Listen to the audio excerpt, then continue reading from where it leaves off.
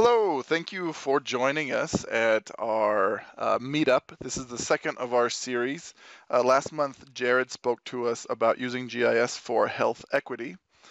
My name is Matt Thomas, and I will be presenting today on using ArcGIS Community Analyst to make informed health decisions. I am a solution engineer on the Health and Human Services team here at Esri. I wanted to make an announcement, a reminder for next week. It is our Health and Human Services Conference, the October 23rd through the 25th, and that is here at our Esri headquarters in Redlands. We hope to see you there. Also, I'd like to announce the next meetups that we have coming up. On November 8th is Insights for ArcGIS, and then in December 13th is ArcGIS Pro. So that will complete us out for this particular series of meetups. So we'll go ahead and dive right into Community Analyst.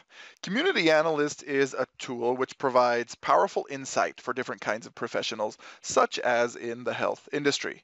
So organizations need to make hard decisions, target specific initiatives, and in doing that, they're confined to limited resources. That's always what we're facing. So Community Analyst gives us powerful tools and data to make effective decisions based on the situations in their communities. Community Analyst comes with a graphical user interface, guided workflows, infographics. It is very visual and very analytical. It really is a great place to start for health professionals that are beginning with GIS, because with any given study area, you can discover a lot of things without being an expert statistician, without being a data scientist. So Community Analyst is a web-based application. It's managed entirely by Esri, and it connects to the larger Esri platform, specifically ArcGIS Online. It helps organizations to make informed decisions about populations, about resource allocation, about communities. It allows you to combine your own data with the data that Esri provides through the tool, the demographic, lifestyle, behavioral data. And by combining your own data with it, you really make this powerful data relevant to you to be able to solve your business problems and really make decisions as effectively as possible. Community Analyst lets you understand data using tools like smart mapping and location-driven analytics.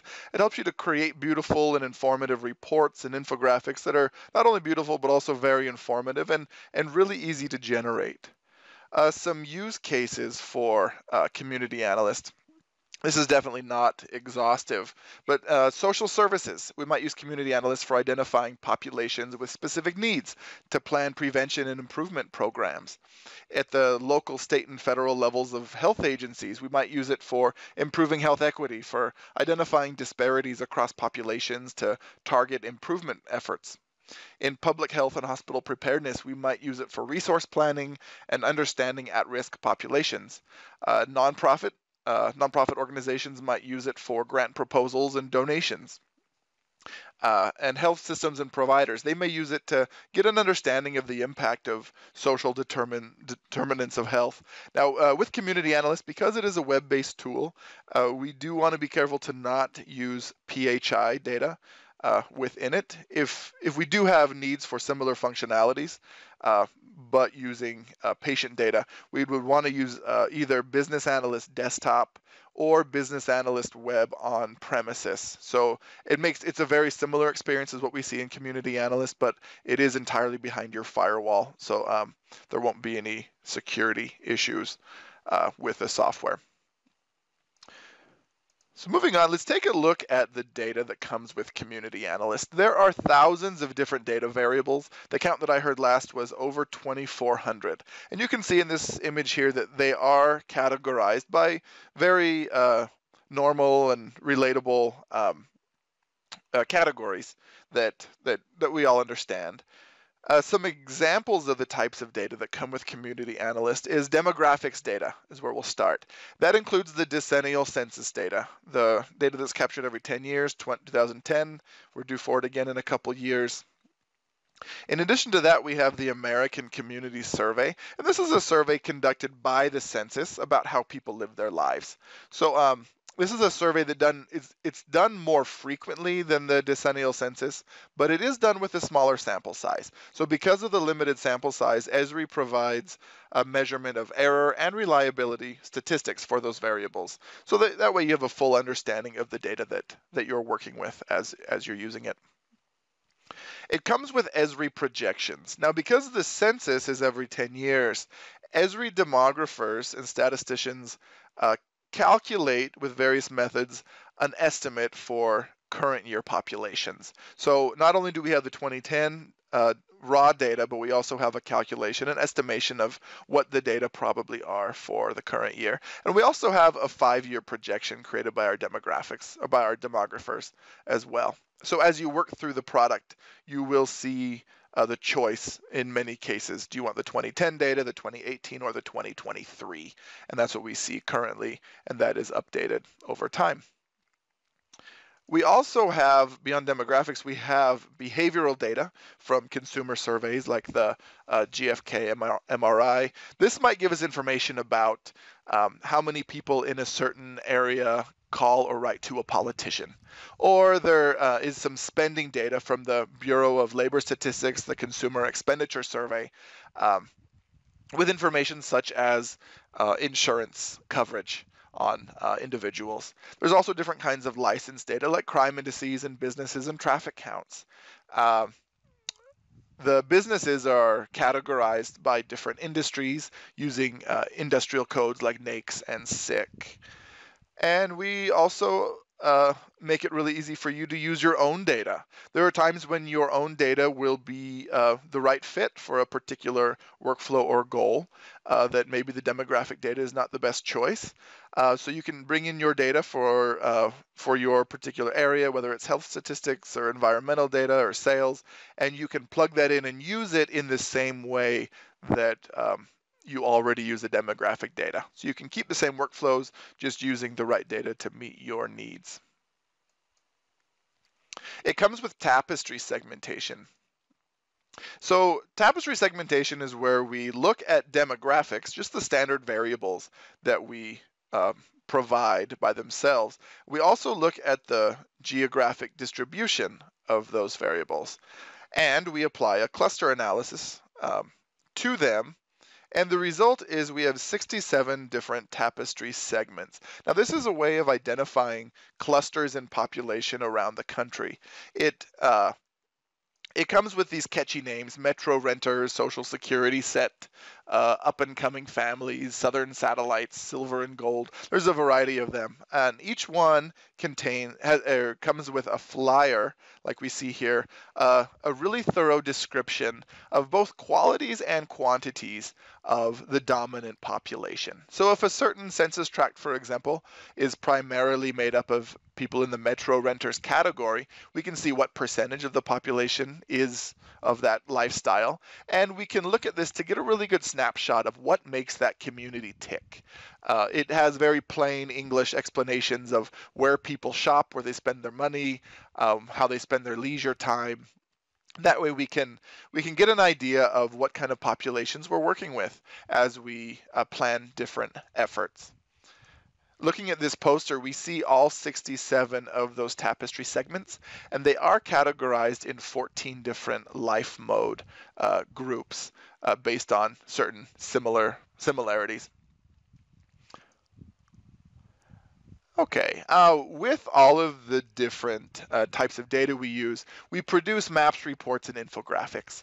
All of them are pretty easy to use, to generate. They're informative, they're visually appealing, and they pull the different data for the areas of interest that you're actually concerned with.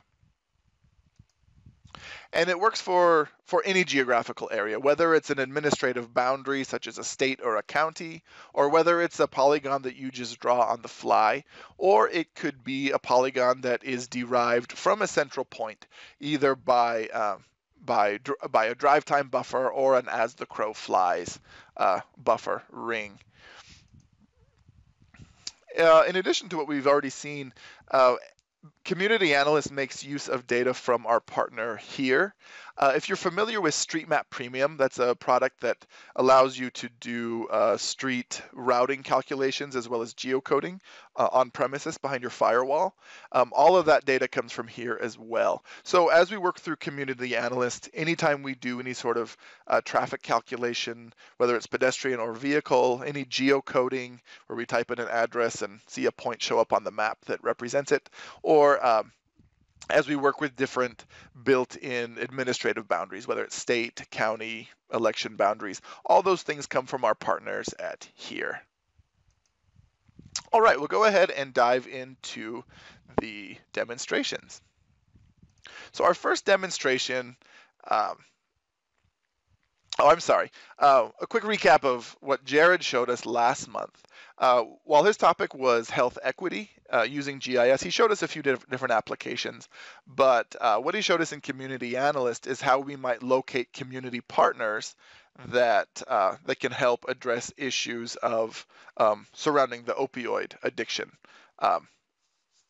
issues in an area. So that's what he showed us. So today we'll see some different examples as well as some different workflows within this application.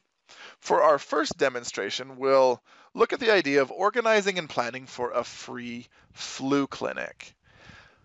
Now, every year, this time of year, September, October, I tend to, if I step into a doctor's office or a pharmacy, I'm always offered and encouraged to get a flu shot. And that's a very convenient service for me, and I like to make sure I'm up to speed with that vaccination every year. And we see that in over the past few years, according to the CDC, about 60% of children and about 40% of adults tend to get their flu vaccines each year. There could be cases, such as a few years ago when the H1N1 virus was the hot topic in our nation. There are circumstances like that in which we want to increase that number as high as we possibly can.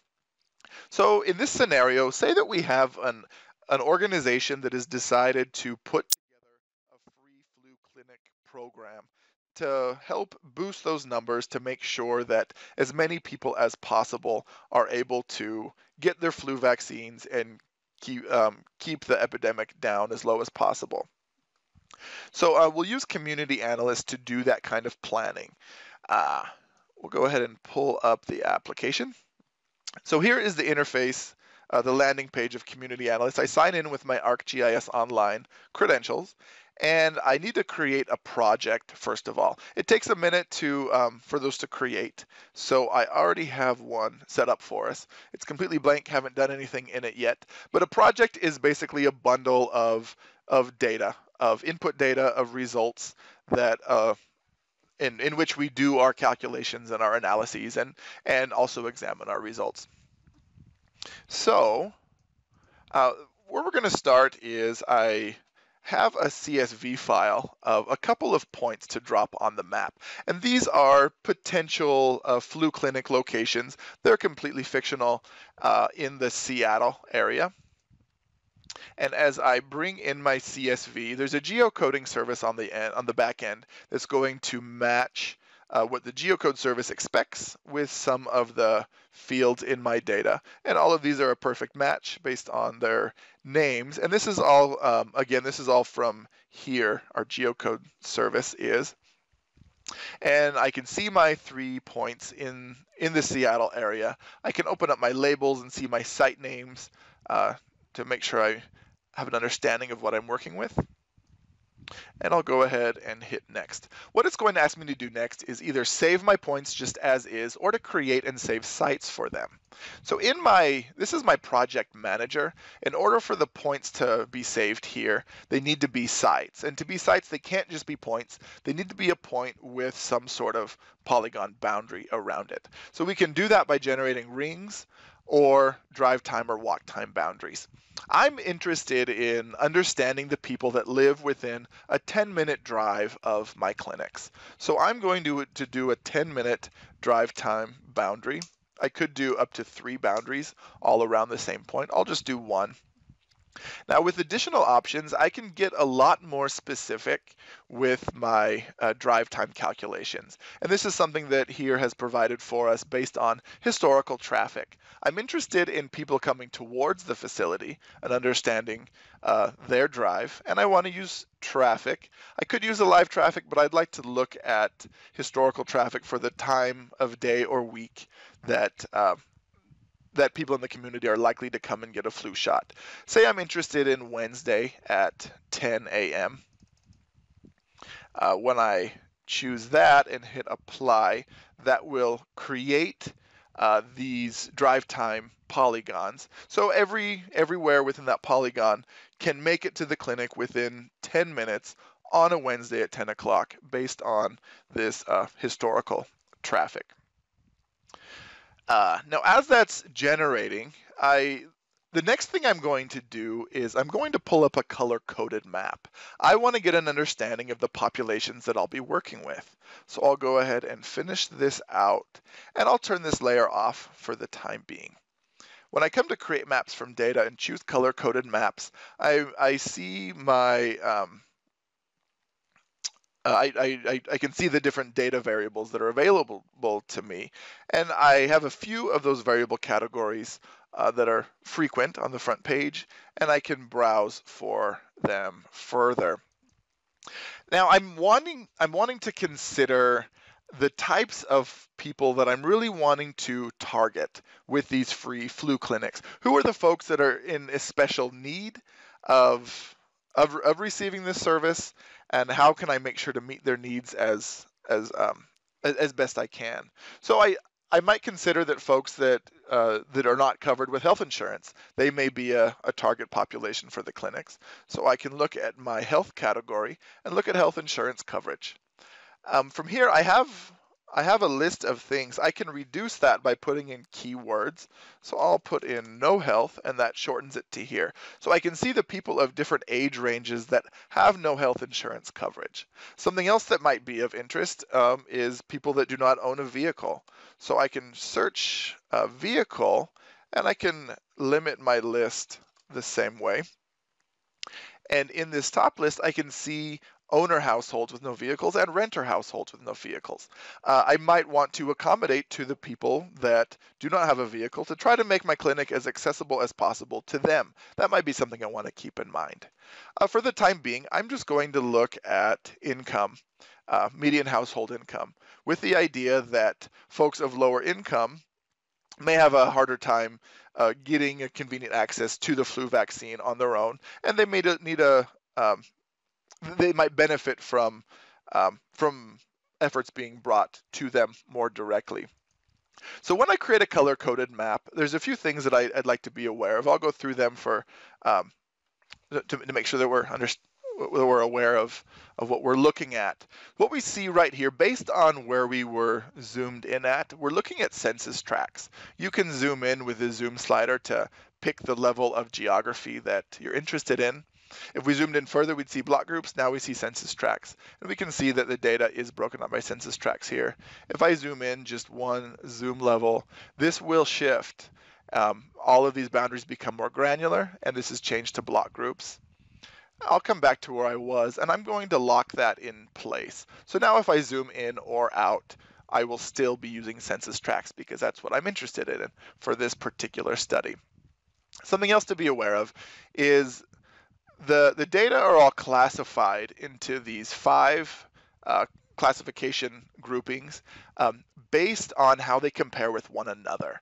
We're looking at polygons that are within this particular extent. So if I was to pan around the map, these numbers are going to change because now I'm looking at a different sampling of data. So just because a polygon is red does not mean it is of an especially high level of median income.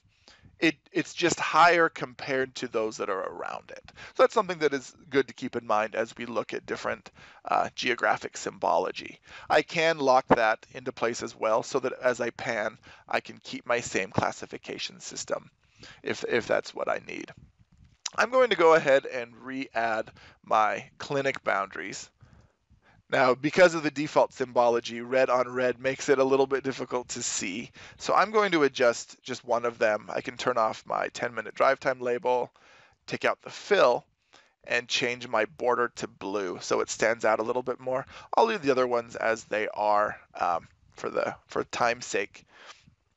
And as I look at this, the Renton Clinic, I can see that it has a decent amount of yellow and light orange polygons, meaning of this area, this is an area of especially low income compared to the other ones. It's hard to see with the red again. I'll go ahead and turn these off again temporarily. You can see where the Bellevue and where the Bothell clinics were.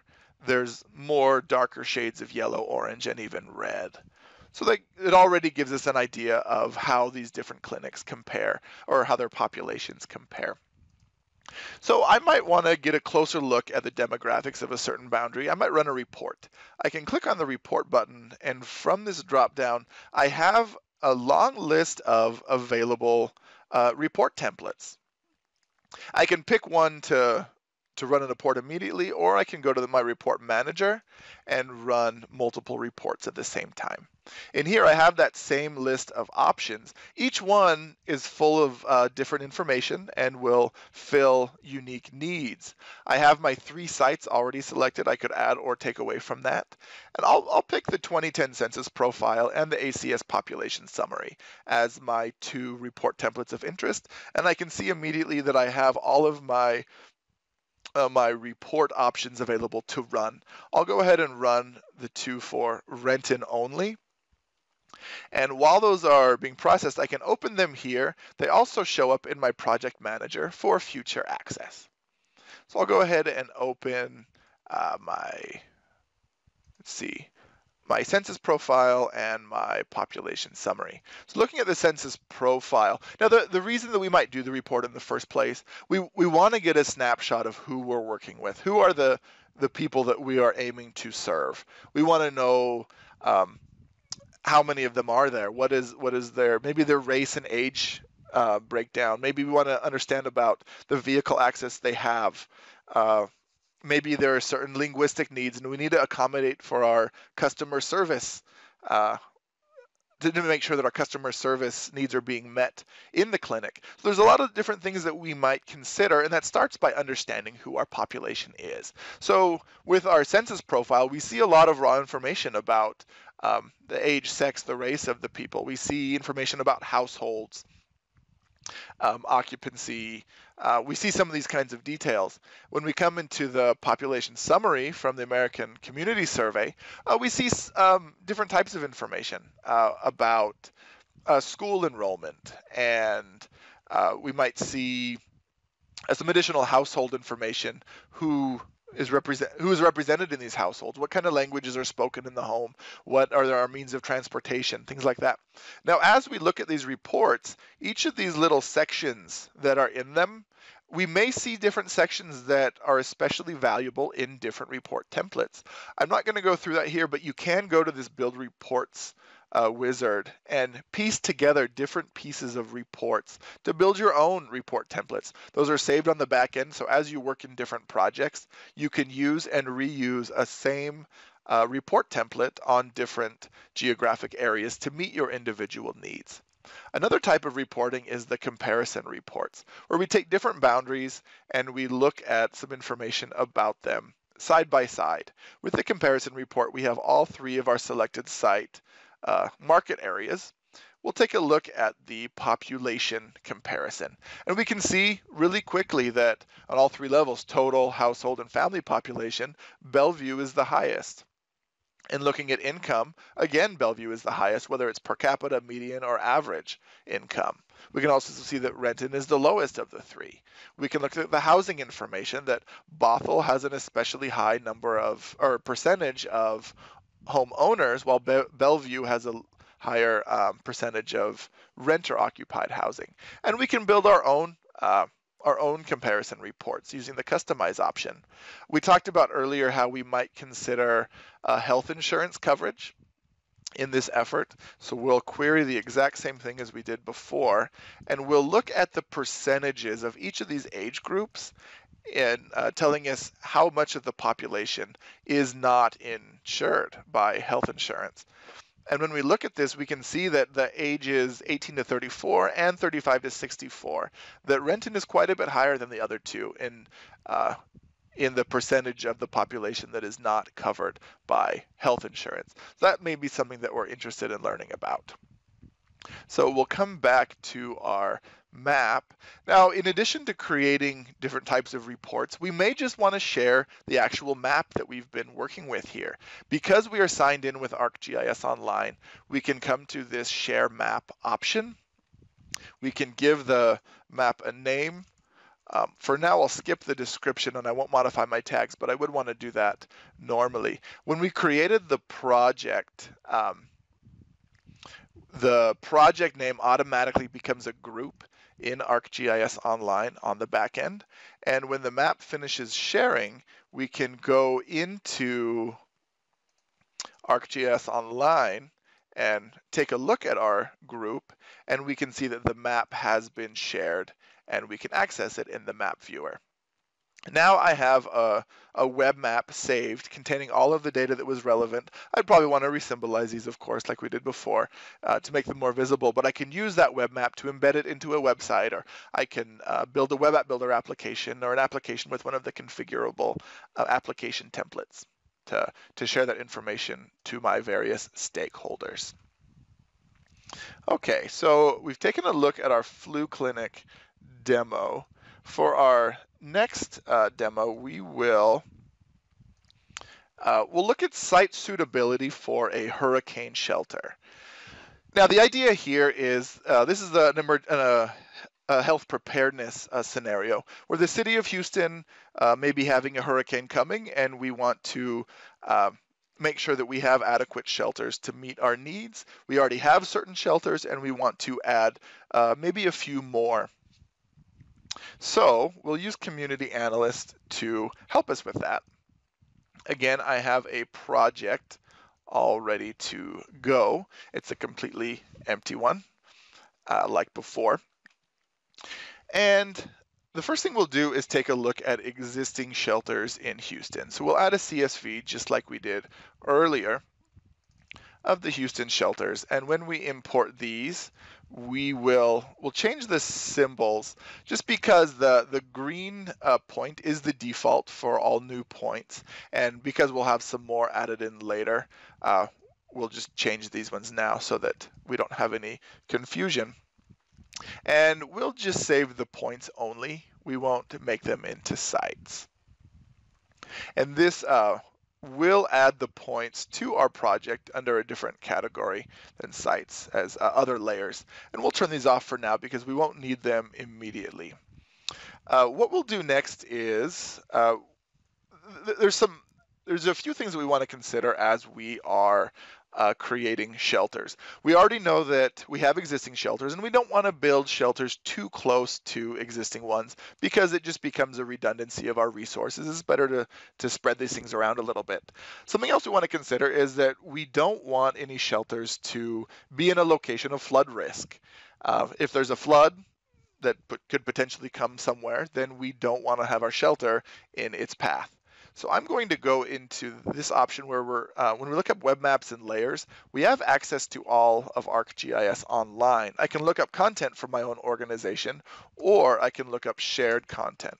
When I look up USA flood risk, there's a layer in particular that is owned by Esri, and we want to be mindful of where our data is coming from. If it comes from a different owner, we might want to look into it and make sure that it is appropriate for our needs. I have already looked into this, and it is appropriate here. It's data owned by Esri, but it comes from FEMA, and this is any location that has a flood risk of 1% or higher. So we don't want to build our shelters in this area. And we'll come back to that, so we'll turn it off for the time being. And there's one other area that we want to avoid. We'll come back into our web maps and layers, and I have a URL for a map service. It's hosted in ArcGIS Online, and I'm going to add that. And this is a hurricane. These are the hurricane evacuation zones for Harris County, Texas. So we don't need to put a shelter in these areas because everyone in these areas will need to be evacuating. So we want to put the shelters in the city but outside of these areas. So now we have several different layers that will help us determine where to put our shelters. Now I want to put my shelter in the city of Houston. In this search bar, I can search for a specific address or a boundary or a business. I'll search for a boundary for the city of Houston, Texas, and I will specify it's the city of Houston I'm interested in. Now for my shelter, I'm going to consider using public schools, just because some of the existing shelters are public schools that are used as shelters. They're convenient for people to access. They're familiar in the neighborhoods, and the size of them, the security of them, they could be appropriate for use of a shelter. So we'll consider that for the time being. So in order to get some school data, I will come to my business and facilities search. Now, when I come in here, I can search by name or category, or I can use industry codes. Using the North American Industry Classification System, educational services is number 61, and elementary and secondary schools is 6111. So I'll go ahead and just type in 6111, and I will use the city of Houston as my extent. And this will add all schools within the city limits.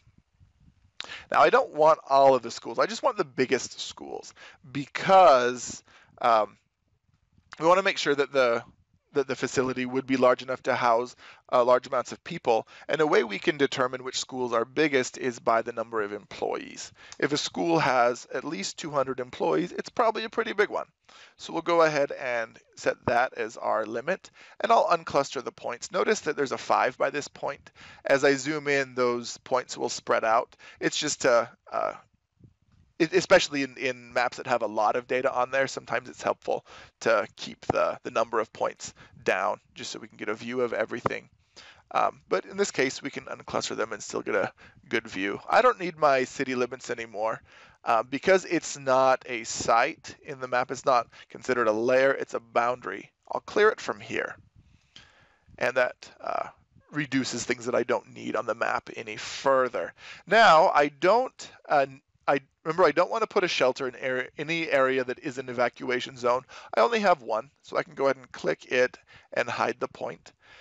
And now I no longer need my evacuation zones. Now I want to consider my flood risks. In order to do this detailed, I would need a few more minutes. We only have a few or a few points, but I'll just take out a few just to reduce that a little bit.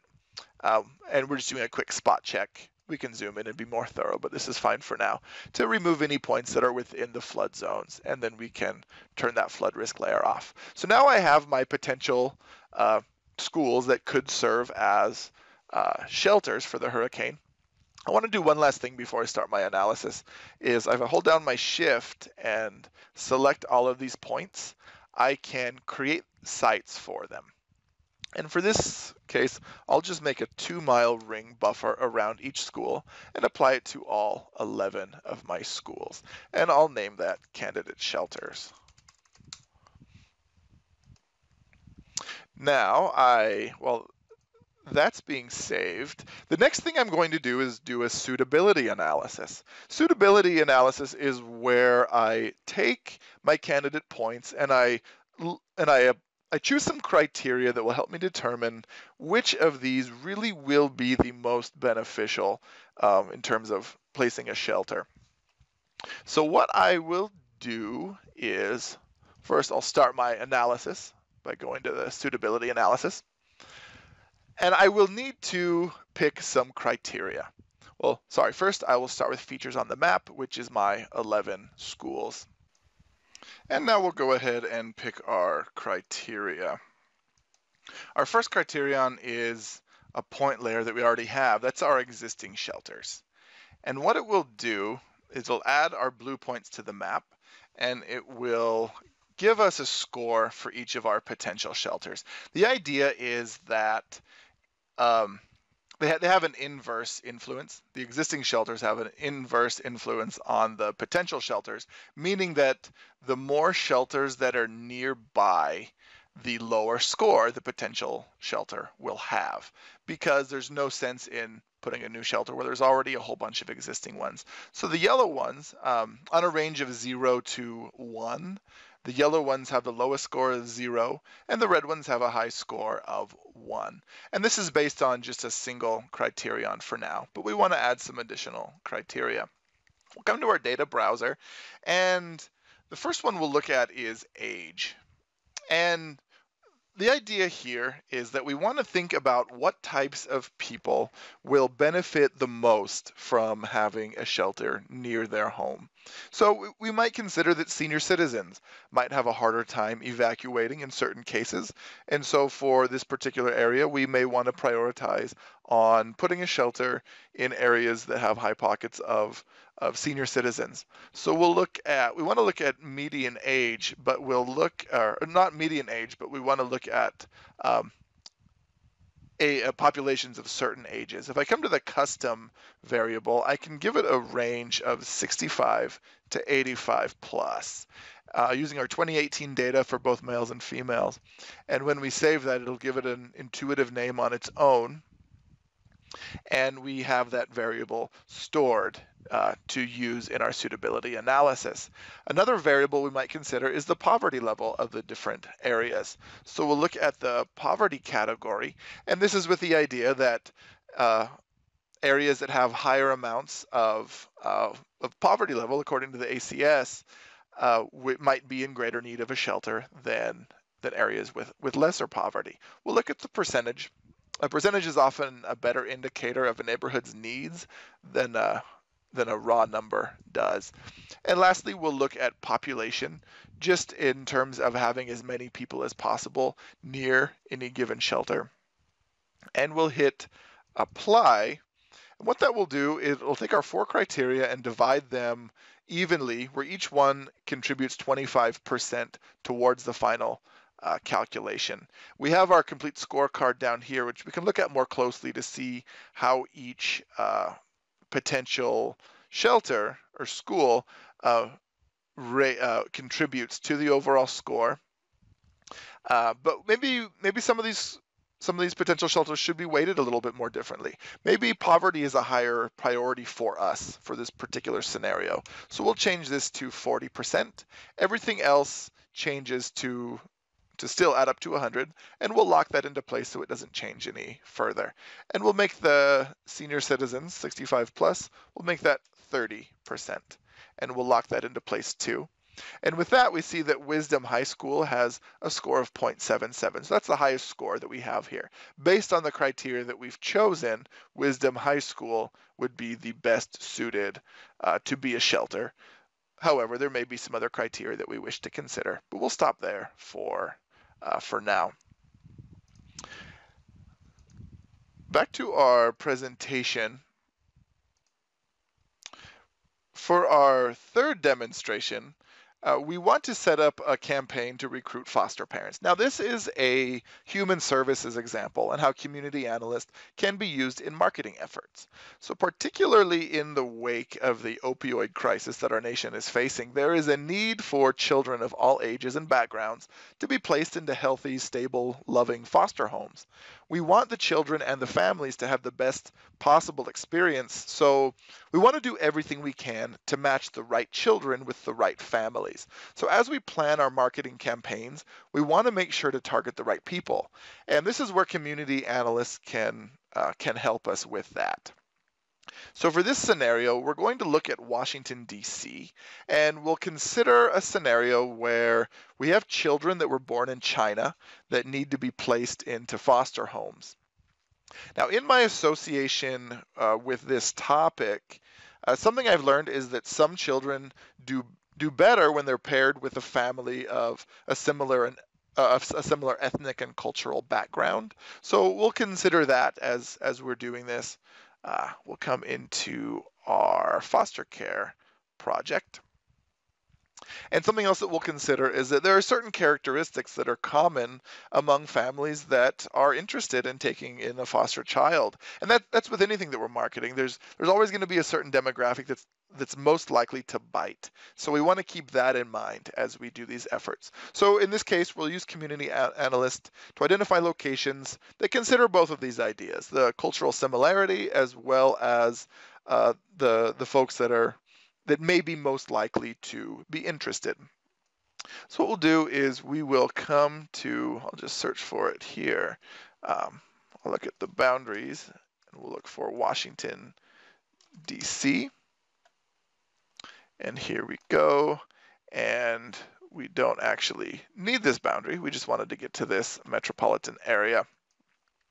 So what we'll do is we're going to do what's called a smart map search. Now, like the suitability analysis, this is a multivariable analysis. And like the color-coded maps, it's choosing variables and making a map from it. So what this allows us to do is to pick different variables and have them be combined, and then we filter each one based on our needs to eliminate areas that are not relevant to us. So we'll look up the variables, and we'll start by considering the income of the potential foster families. So we'll come to income, and we'll just choose median household income, and we'll actually choose the index where 100 is the national average, and we'll take a look at that. And the next one we'll take a look at is in households. So one thing that we've been told by foster care agencies is that families are more likely to care for foster children if they already have children, and if their children are over the age of 6. By that point, their children are independent enough that the parents have additional hands available to be able to accommodate having additional children in the home. So we'll come into households and we will look for the presence of children. And we'll filter this to age 6 and higher. Whoop. And there's one particular variable that we want. Let's see, husband and wife families with own children ages 6 to 17. And we'll look at the percentage of that variable. The next thing we'll look at is age and race. Remember we said, we'll come to the age category. We're going to do our own age variable. We said that just for this particular example, we may want to match our children with a family of a similar cultural background if possible. So we will look for populations of a certain ethnicity as well, or a certain race, as well as a certain age. By coming to advanced options, we can combine different variables together. We'll look at age and look at age by race by sex. We only want the 2018 data. That'll reduce our list of choices. And we don't want male or female separately. We want both. And we'll cut out all of the races and just put in the Asian race category. And what we want, we can see how these are in groups of 5 years, and say that our agency has discovered that ages 30 to 44 tend to be most interested in taking in foster children. We'll take a look at the percentages of these three groupings, 30 through 44, and we'll add them together. This is where the custom variable advanced option comes in. We're just combining multiple variables together, and we'll use the percent of each one. So this gives us the Asian population aged 30 through 44. We'll name that 30 through 44, and that will be one of our variables for our smart map search. And the last one we will do, we'll consider language. As we know that the children we're trying to place, they were born in China. They may have been raised there, partly Chinese may be their first language. So we may want to try to find a family that can help integrate them into living in the United States, maybe introduce them to English a little bit more if that is a need. So we'll look at the race category, and there's a language subcategory there. And within here, I can look at, let's see, population by age, by language spoken at the home. And here I only want the adults. That's who I'm concerned with, is the foster parents. Let's look at people 18 and over, and I can query by keywords here, where we want adults that speak Asian languages, but also speak English very well. So in case that our particular children that we're trying to place, where English is their second language, solid English speakers would help to mentor them into improving their own English. These are just ideas of things that we may want to consider in any given scenario. The variables are only as good as the problem we're trying to solve. And so these are just examples. So as I have my 4 variables here, we'll go ahead and hit apply.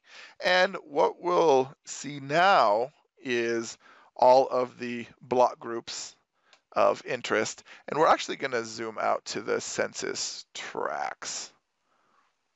Let's see. There we go. And we'll start filtering. So our median household income, maybe our agency has found that it's the middle income families that tend to be the most responsive. So we'll put a range of 80 to 120. So a little above and a little below the national average, and we'll start with that. And that cuts out a lot of polygons that are no longer relevant to us based on our requirements. For the families that have their own kids, maybe we want 20% of the census tract to meet that criteria. And for the Asian population of this particular age range, we'll also say a 20% threshold. And for those that speak an Asian language but also speak English well, maybe we'll say 10% here, where 10% of the population fits that category. And now we're left with just a couple different census tracts that meet those requirements that we've specified. So as we take a look at this, what I can look at is the infographic.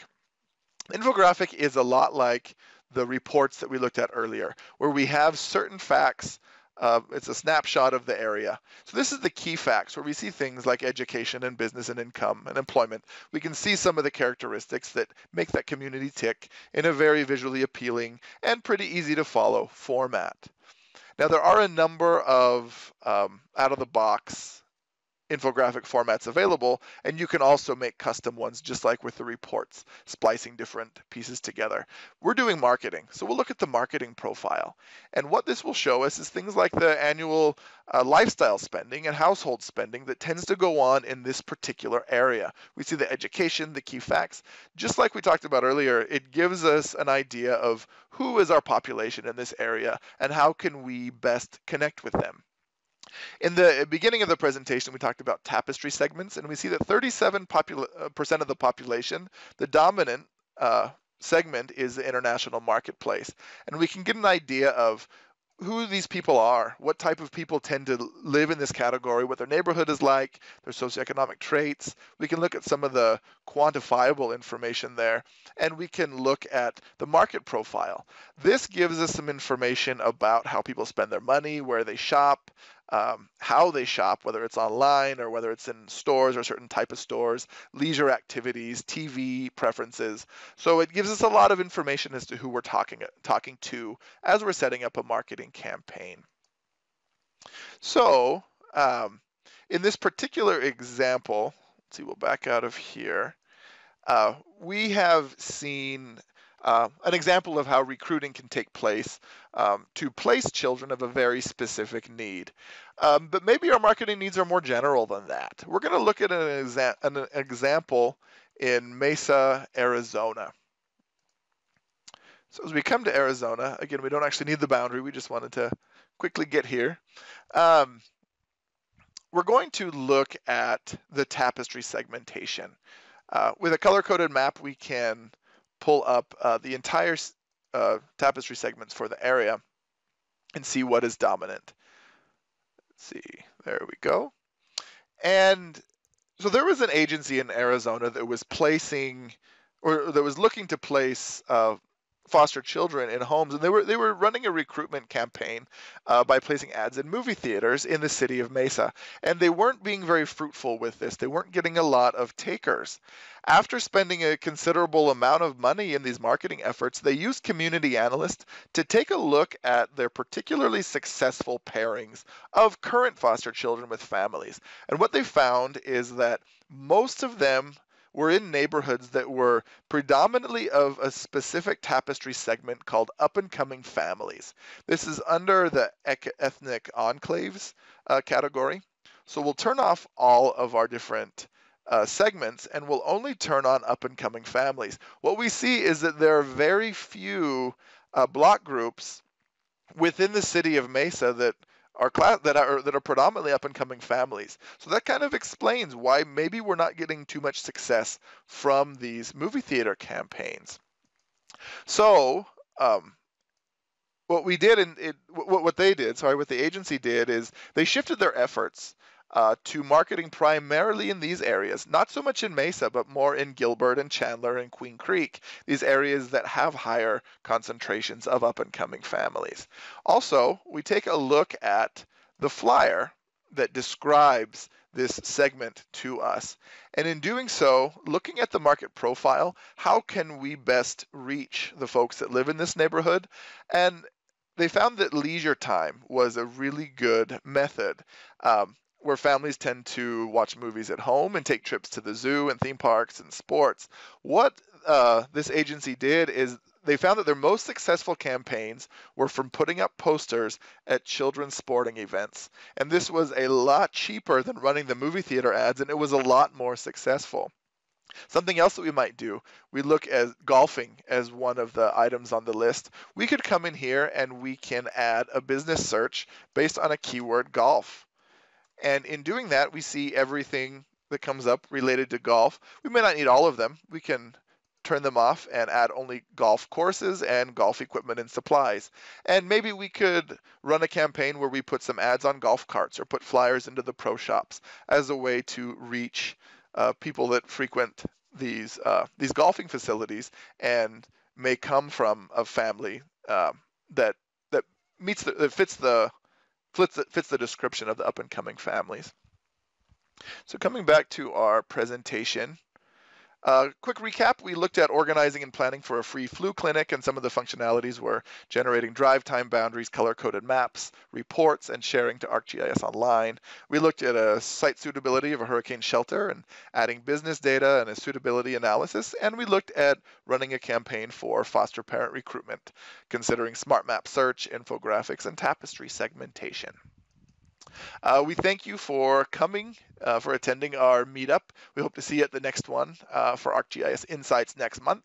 Here's my contact information. Feel free to reach out if you have any questions, and I'd be happy to reach out to you. Have a great day, and thank you for coming.